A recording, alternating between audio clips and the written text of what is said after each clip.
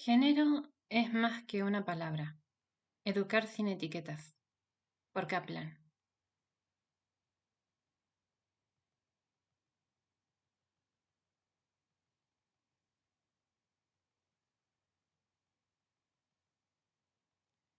Capítulo: El lenguaje es una piel. Género, violencia y procesos civilizatorios.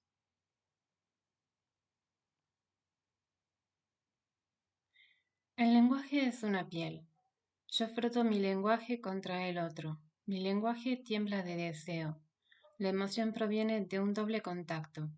Por una parte, toda una actividad discursiva viene a realzar discretamente, indirectamente, un significado único que es yo te deseo, y lo libera, lo alimenta, lo ramifica, lo hace estallar. El lenguaje goza tocándose a sí mismo. Por otra parte, envuelvo al otro en mis palabras, lo acaricio, lo mimo, converso acerca de estos mimos. Me desvivo por hacer durar el comentario al que someto la relación. Se podrá decir que todo propósito que tiene por objeto al amor implica fatalmente una alocución secreta. Roland Barthes, fragmento de un discurso amoroso.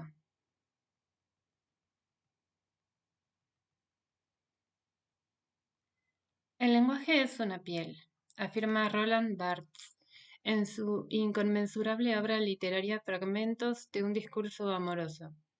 El lenguaje, que involucra las palabras como así también los silencios y los gestos corporales, nos posibilita entrar en relación con los otros.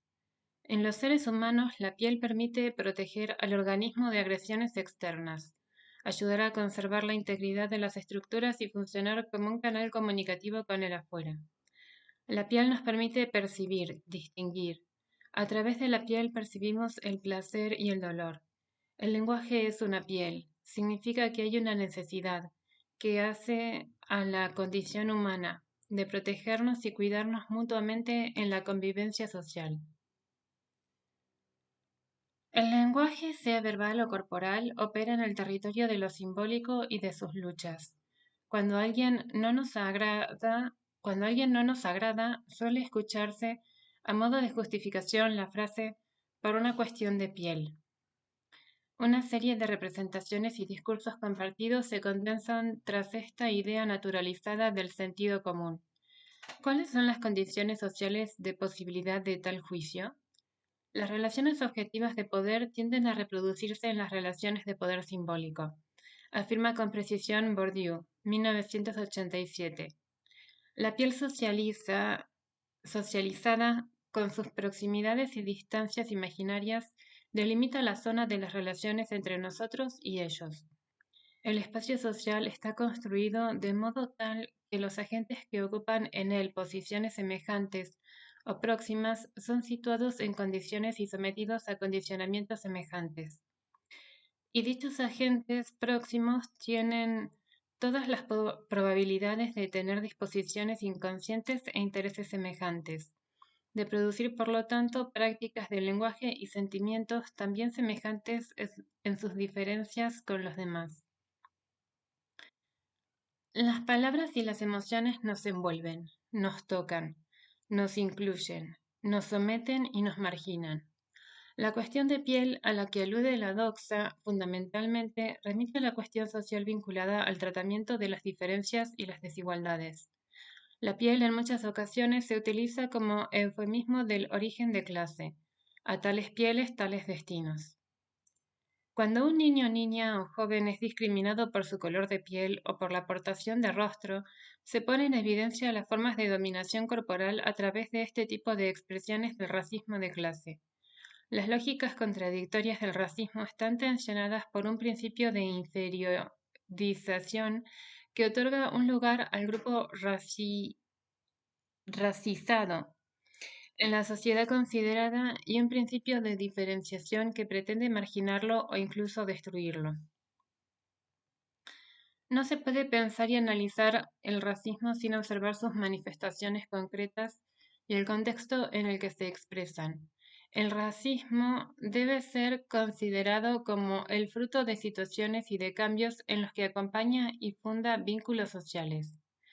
El racismo no solo es un fenómeno meramente ideológico, político o doctrinario, es decir, un conjunto de modos de pensamiento que remitiría a la historia de las ideas y de la filosofía política, sino que debe ser comprendido como un componente de conductas entre grupos humanos que toman la forma del prejuicio, de la discriminación y de la segregación, pero también de la violencia.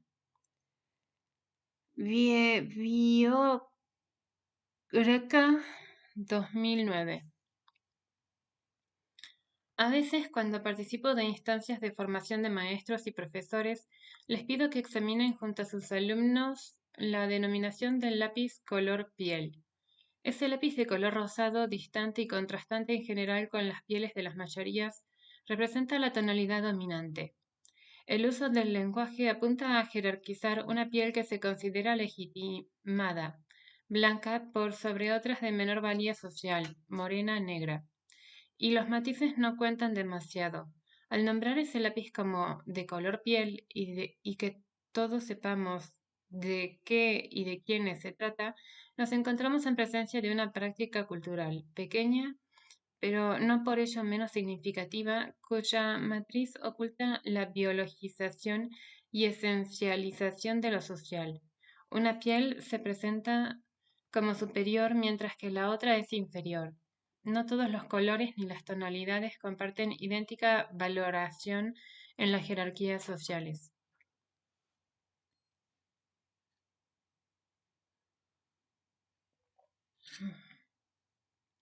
Las creencias y los sentimientos de superioridad e inferioridad por parte de individuos y colectivos dan cuenta de la sociodinámica de la estigmatización. De hecho, en la trayectoria social y educativa intentamos descifrar esas clasificaciones jerarquizantes que no son evidentes a simple vista, sino que son tácitas. Los insultos, las estigmatizaciones racistas, etc., son categoremas, como decía Aristóteles, es decir, acusaciones públicas, actos de designación, denominación que pretenden la universalidad, por lo tanto, la autoridad sobre el mundo social. Bourdieu, 1987.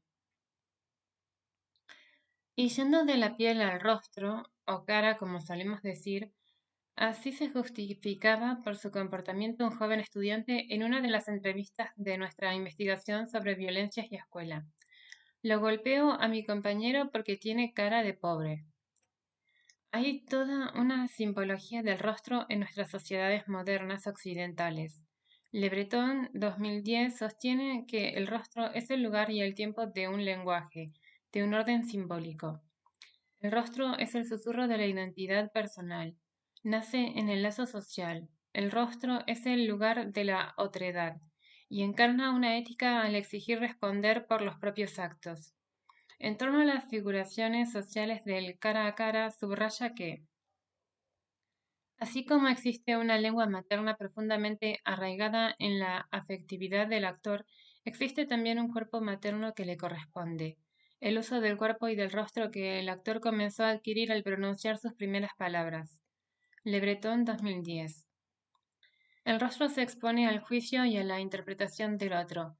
Rostro y discurso están ligados. El rostro habla, aunque el cuerpo no es un auxiliar de la lengua y se pone en juego en el Museo de las Emociones. Es difícil clasificar las regularidades que se leen en el rostro o en el cuerpo. Ningún diccionario al respecto parece posible.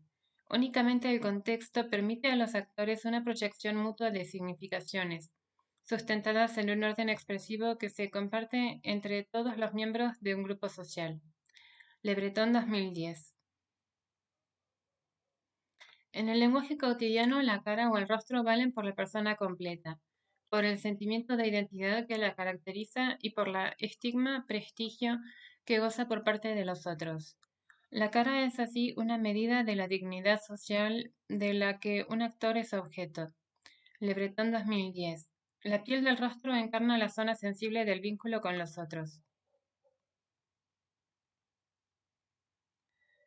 Así expresaba el sufrimiento social cotidiano por haber nacido sin nariz.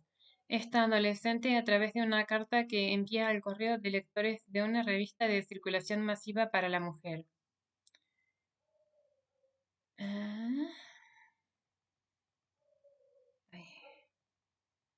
Esta carta se encuentra al inicio de la célebre obra de Irving Estigma, la identidad deteriorada.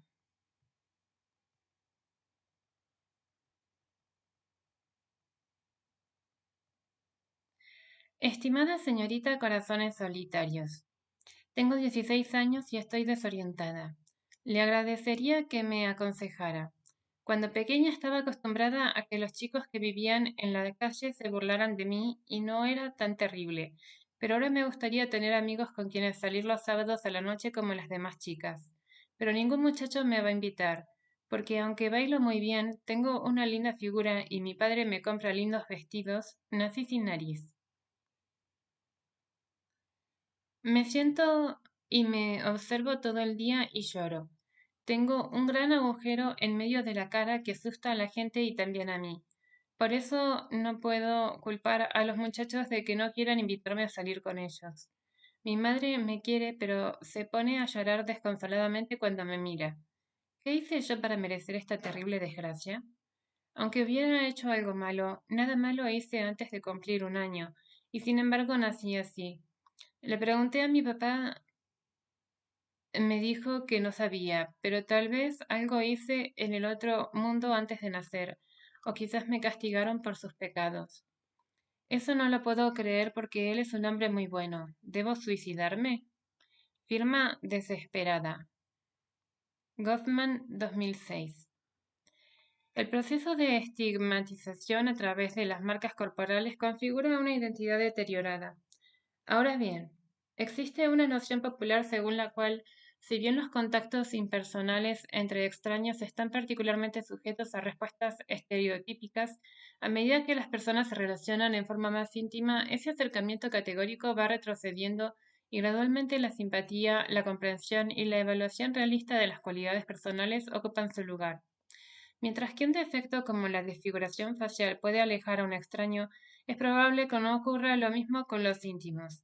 El área de manejo de un estigma puede entonces considerarse como algo que pertenece fundamentalmente a la vida pública, al contacto entre extraños o simples conocidos, al extremo de un continuo cuyo polo opuesto es la intimidad. Goffman, 1989.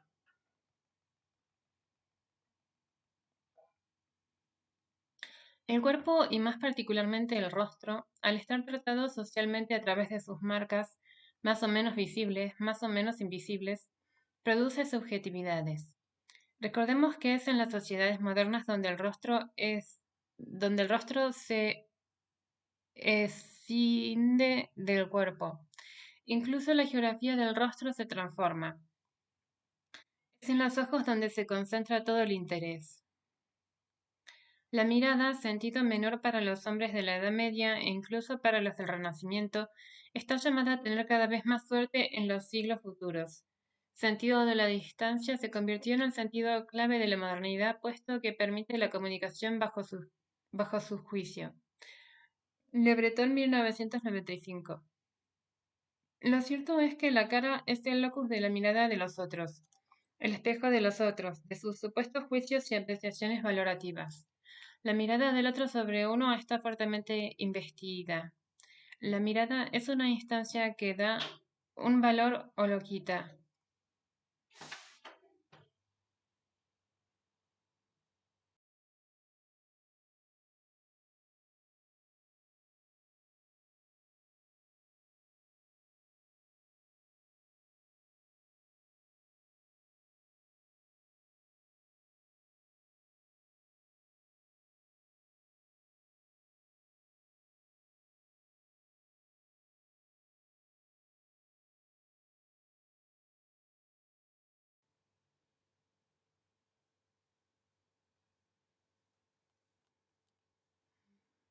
Mírame a los ojos, interpela la docente a su estudiante.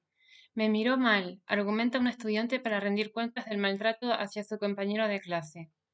No le agradó cómo me miraba, explica una joven estudiante para justificar la golpiza que propinó su pareja al amigo.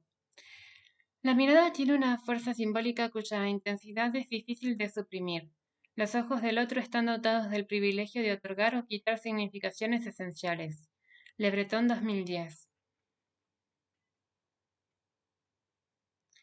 Género y violencias. La pregunta teórica más general que vengo explorando en mis investigaciones sobre violencia y subjetividad, y que aquí le profundizo en torno a las relaciones de género, es acerca de cómo domesticar la violencia. El argumento de Norbert Elias es provocador al sostener que en las sociedades modernas la pacificación interior de la persona, el hecho de que a la mayoría de nosotros no se le ocurra iniciar una pelea aunque estemos muy enfadados, de que toda la estructura de nuestra personalidad esté orientada hacia la pacificación, tiene que ver en gran parte con los efectos de la estructura estatal de la sociedad.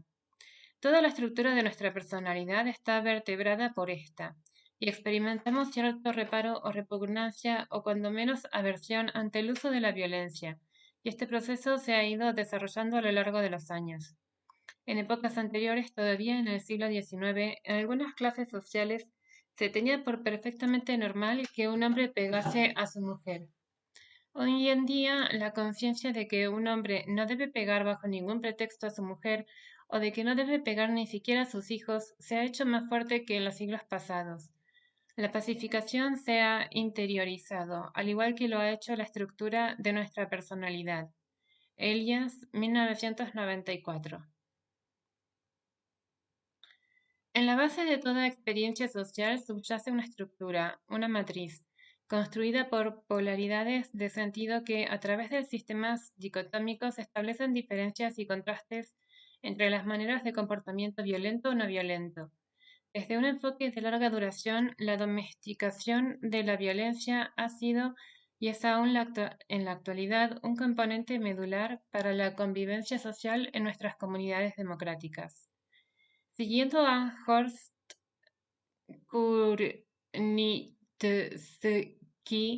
2002, mencionemos que en la historia de la civilización el dominio y el control de la violencia han sido elementos determinantes para la conformación de la sociedad, tanto de la violencia que surge del entorno como de la que surge de la naturaleza humana.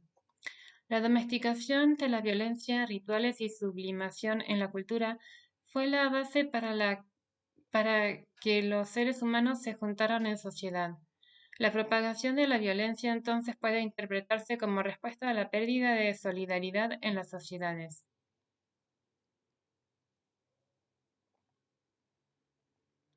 Las relaciones entre los sexos, las relaciones al interior de las comunidades y entre las comunidades, la sociedad misma y sus relaciones con otras sociedades, todas están determinadas por su vínculo con la violencia. La limitación y el dominio de la violencia fue un estímulo esencial para el establecimiento de la sociedad. Y la violencia surge de nuevo de la misma sociedad cuanto ésta falla al mantener el equilibrio entre intereses contrapuestos. La violencia domesticada es manifestación de la sociedad civilizada. Kurnitsky 2002. El proceso civilizatorio requiere un alto grado de autodisciplina por parte de los miembros de la sociedad y una significativa pacificación interna de la sociedad moderna. Con todos los actos violentos, en especial de los varones hacia las mujeres, son enteramente frecuentes en nuestra sociedad. A este respecto, Elias plantea modificar la pregunta de ¿por qué se hacen los actos de violencia? Por esta otra. ¿Cómo se puede entender que podamos convivir pacíficamente? Dado que los hombres se siguen enfrentando y odiando, entonces y solo entonces se hace realmente necesario explicar por qué los hombres no se doblegan al canon de la pacificación. Elías 1994. Elías considera el modo en que las sociedades de Occidente a partir de la Edad Media administran y regulan la espontaneidad y la violencia. En el terreno emocional, por ejemplo, aumenta la sensibilidad ante el sufrimiento de las víctimas en los espectáculos públicos de tortura o ahorcamiento, hacia el final del siglo XVIII. Mucho de lo que antes hacía emerger placer llegó a hacer emerger displacer. Las expresiones instintivas socialmente no deseadas comenzaron a ser castigadas con medidas que reforzaron el displacer y la ansiedad.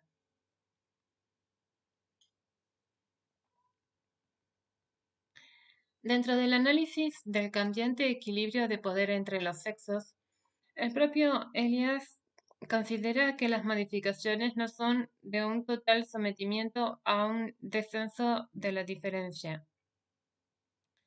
Hay diferentes momentos y sentidos que aceleraron o no la desaparición de las diferencias.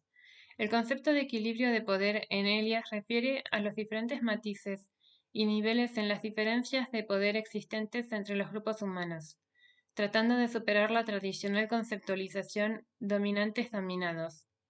Por cambiante equilibrio de poder entre los sexos, por ejemplo, se entiende la posibilidad de existencia de un equilibrio desigual o un equilibrio igual de poder entre ellos.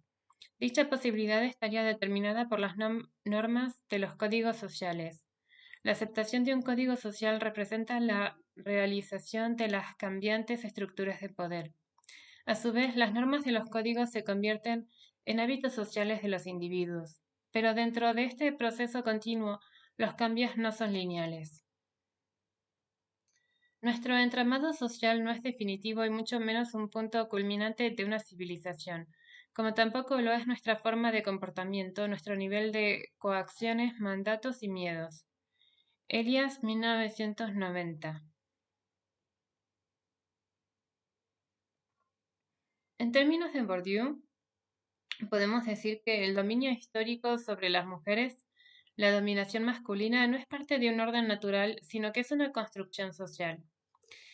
Entonces, la vivencia de inferioridad en la postura corporal o el sentimiento de vergüenza de las mujeres que resulta de la violencia simbólica de la dominación no es intrínseca a la naturaleza femenina, sino que es atribuible a las relaciones de poder desigual de género. La dicotomía naturalizada y hecha cuerpo entre lo femenino y lo masculino registra las diferencias como si ellas fueran objetivas, innatas e inscriptas en la naturaleza, una suerte de esencias sociales jerarquizadas, desconociendo su carácter histórico-cultural.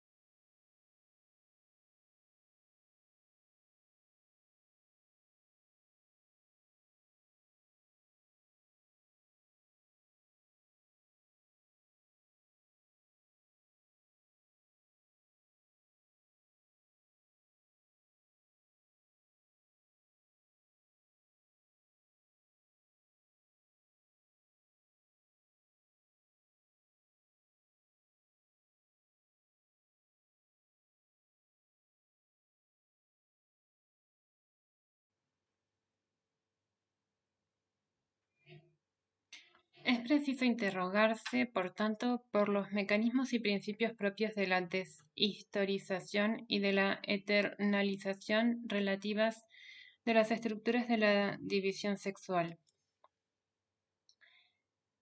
En la clásica obra La dominación masculina, Pierre Bourdieu, 2000, analiza el tipo de estructura que eterniza las relaciones asimétricas entre los géneros, de la cual son partícipes tanto los hombres como las mujeres. Su argumento es que al visualizar las estructuras del orden masculino, corremos el riesgo de apreciarlas desde el mismo pensamiento masculino de dominación, en tanto que somos hombres y mujeres inscritos a través de nuestros hábitos o la historia incorporada en esas estructuras. Para lograr un principio de objetivación necesitamos explorar las categorías de percepción y apreciación con las que construimos prácticamente el mundo a través del socioanálisis del inconsciente androcéntrico y patriarcal.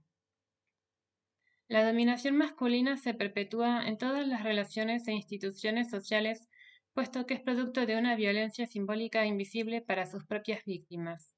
Las relaciones de dominación no se sustentan en decisiones conscientes, sino que están ocultas tanto para los dominantes como para dominados en principios sociosubjetivos profundos que orientan la acción. Aquí el lenguaje vuelve a jugar un papel central. El lenguaje cotidiano suele considerar el masculino como genérico. No es de extrañarnos entonces que en sociedades de ampliación de derechos para las mujeres, palabras como hombre resulten cada vez más pequeñas e injustas para denominar al género humano. En muchas ocasiones el discurso está construido como si solo existiera el sujeto masculino y las mujeres solo existieran por su relación subordinada con él. Asimismo, desde una perspectiva de largo alcance, se observa que la falta de representación simbólica de las mujeres las hace invisibles en múltiples usos del lenguaje.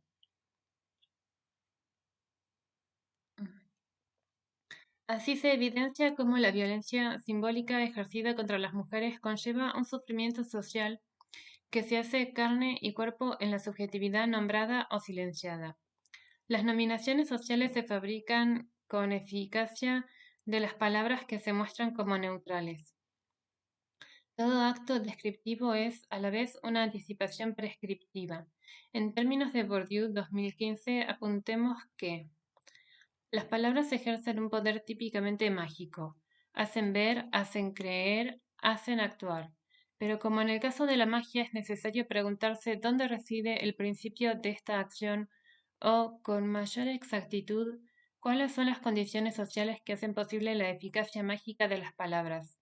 El poder de las palabras no se ejerce sino sobre quienes han estado dispuestos a oírlas y a escucharlas, en resumen, a creerlas. Bourdieu 2015. Los dominados contribuyen sin saberlo a su propia dominación al aceptar las concepciones dominantes sobre los límites. Esta dominación suele expresarse en la forma de emociones corporales y sentimientos: miedo, vergüenza, humillación, culpabilidad, sentimiento de inferioridad. Reconocer que la dominación está inscrita en los cuerpos de los dominados no significa en ningún momento atribuir a las mujeres la responsabilidad de su propia opresión.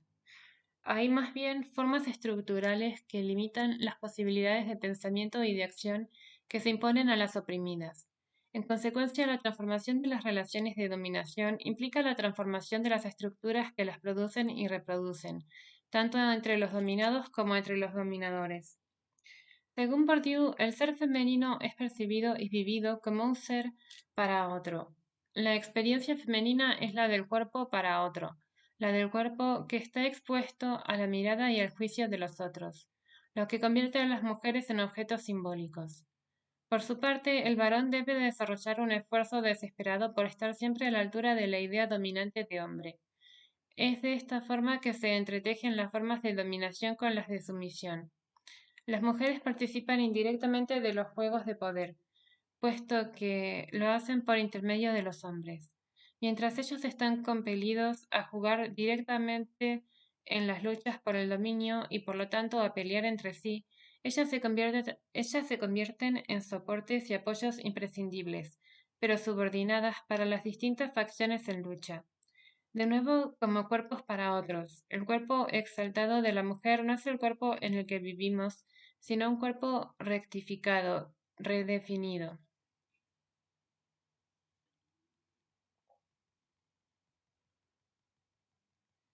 Las experiencias juveniles de género y la producción de las violencias.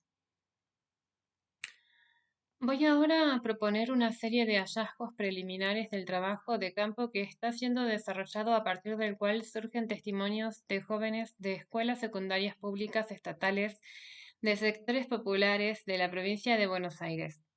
Hemos indagado específicamente sobre las relaciones de género y la producción de las violencias. Es significativo destacar que los dos grupos de estudiantes entrevistados en esta primera etapa, 21 estudiantes en dos focus group, son en todos los casos primera generación de su hogar que concurren a la escuela secundaria. Al proponer a los estudiantes, a través de la técnica de grupos de discusión, que nos refieran escenas de conflictividades y violencias, unos estudiantes sentenciaban que todo chico es rebelde sin causa. Acá en el barrio todo el mundo vive muy a la defensiva por una cuestión de respeto. Uno se tiene que hacer respetar. Si no buscas problemas, miras para abajo.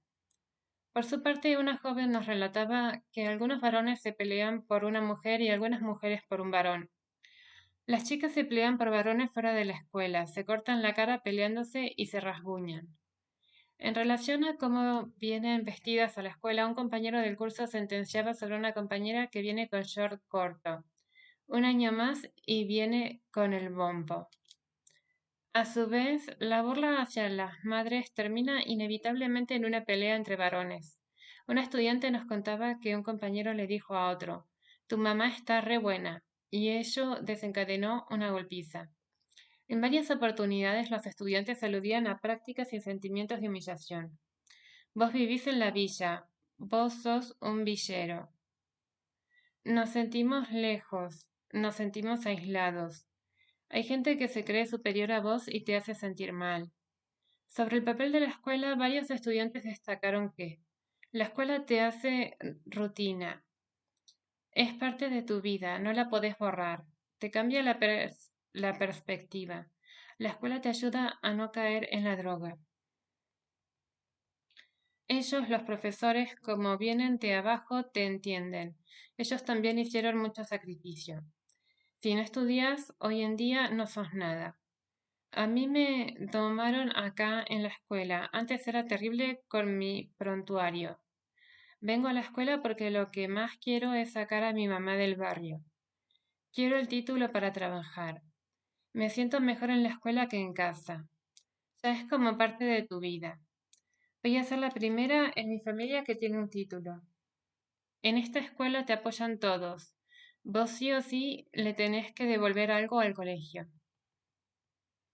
Aquí la escuela aparece revalorizada. Aparece como la contracara o la manera de superar dos de los temores que invaden a las juventudes de sectores marginales y que profundizo en mi capítulo del libro Culturas Estudiantiles, Kaplan 2013, que son el miedo a morir joven y el miedo a quedar excluido. Continuando con el primero de los miedos mencionados anteriormente, un momento particularmente conmovedor de la entrevista fue cuando en uno de los grupos conversaron entre ellos sobre las muertes jóvenes en el barrio, resaltando que en general se trata de jóvenes que no van a la escuela, muertes más relacionadas con peleas entre barrios o facciones del mismo barrio. Hay 30, 40 pibes de mi edad que los mataron, un montón. Hay bronca en el barrio, hay mucha rivalidad en el barrio y se agarran a los tiros en lugares públicos. Son todos contra todos en este barrio. A un pibe lo mataron porque miró mal. A muchas pibas las mataron los novios. Y los mataron por femicidio, o los mataron por la droga, o los mató la policía. La mayoría son porque andan en la calle, o porque se juntan con quien no se deberían juntar, la mala junta. Tomando algunas citas relacionadas con violencia de género, nos llamó la atención cómo, junto con la condena a estos hechos, aparecía solapada una especie de justificación. Podemos verlo en frases como: también las pibas se dejan, todos tienen sus límites y si vos te pasás de eso es obvio que te va a hacer eso, pegar. Las, las pendejas son atrevidas, entrevistador, ¿y eso justifica? No, no justifica, pero... No la culpo, pero era masoquista, porque sabía que el novio le había pegado, pero ella igual le buscaba y le buscaba y le buscaba. ¿Y cómo querés que el pibe reaccione? Si ella está conmigo, yo le pego y se queda conmigo es porque le gusta que le peguen. Está el hombre que te pega y el hombre que te pega y te amenaza para que no te vayas. Muchas veces la mujer se queda por necesidad. Mis viejos son de pelearse mucho y a veces duele más la palabra a que te peguen. Los jóvenes explicitaban cómo en sus hogares la violencia verbal y física formaba parte de su cotidianeidad y de los modos de vinculación aprendidos. La experiencia cultural de la violencia atravesaba gran parte de los relatos de los jóvenes, sobre todo en torno a sus relaciones de noviazgo. Retomando la idea de la piel como lenguaje, nos llamó la atención en una de las entrevistas cuando escuchamos que a una de las jóvenes la llamaban algodones. Al preguntarle por qué le decían así, su respuesta fue: me humillan por mi tez blanca. Ser y ser vista como blanca, ser y ser vista como negra, ser varón, ser mujer. Lo que atraviesa a todos los testimonios que nos brindaron los jóvenes es que la violencia es un dolor social que produce heridas subjetivas que necesitan de una reparación simbólica. La escuela por momentos puede representar ese lugar que ayuda a reparar el daño.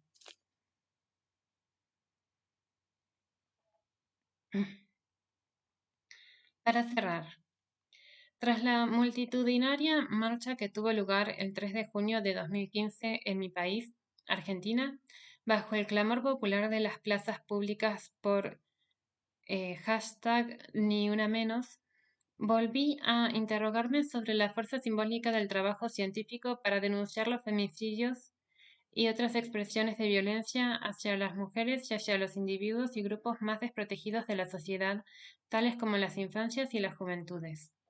La marcha y los días preparatorios estuvieron atravesados por consignas que proclamaban: la violencia deja marcas, basta de femicidios, el amor te hace bien, si no es otra cosa. Si te humilla, no lo permitas, el amor no lastima. Ni un pibe menos, ni una piba menos, ni una bala más. Visibilizar lo invisible es una tarea colectiva, política y necesaria. Visualizar esas prácticas culturales que, aun siendo próximas, todavía no pueden ser representadas a simple vista. Las letras de dos canciones populares interpretadas por Perro Guerra y Víctor Manuel, con las que deseo terminar mi escrito, tal vez sirvan para seguir concientizando sobre el derecho a las identidades y la igualdad de género. Pedro Guerra, niña. Quizá te busquen porque naciste, quizá te midan por mujer, quizá te acosen porque creciste, quizá te odien por mujer, pero no dejes de ser la niña que abraza todo lo que hay en sí, pero no dejes de ver el mundo como un espacio por compartir.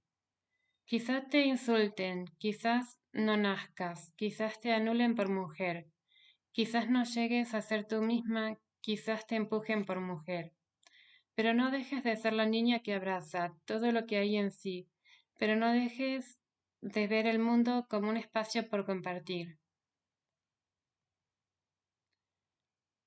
Víctor Manuel, el Club de las Mujeres Muertas.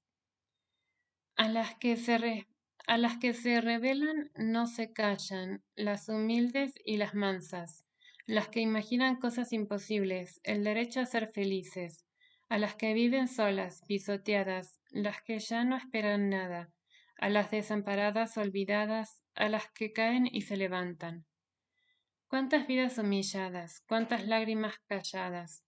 Lo más triste es la tristeza, en el club de las mujeres muertas. A veces porque miran, porque callan, porque piensan se delatan, a veces porque cuentan, porque lloran, o porque no entienden nada. Hay quien perdona todo a quien las mata, por un beso o una mirada. Hay quien lo espera todo de quien ama y no pierde la esperanza. Cuántas vidas humilladas, cuántas lágrimas calladas. Lo más triste es la tristeza, en el club de las mujeres muertas. Quemadas, arrastradas por los pelos, torturadas, devastadas, violadas legalmente, apuñaladas, algún juez las mira y pasa. Dicen que tienen celos y se nublan, que no saben lo que hicieron, y cuando beben dicen no ser ellos. Yo soy yo, más este infierno. Cuántas vidas humilladas, cuántas lágrimas calladas. Lo más triste la tristeza en el club de las mujeres muertas. Fin.